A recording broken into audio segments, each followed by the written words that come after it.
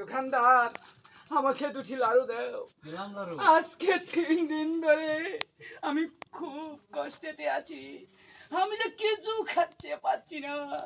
আমি টাকা দিয়ে যাব পরে, আমার অনেক টাকা ঋণ, কিন্তু কেউ আমার কাছ থেকে টাকা পাচ্ছে না।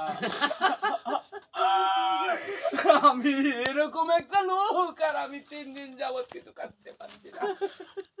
আমার মুখে দিয়ে কোনো কথা হচ্ছে না।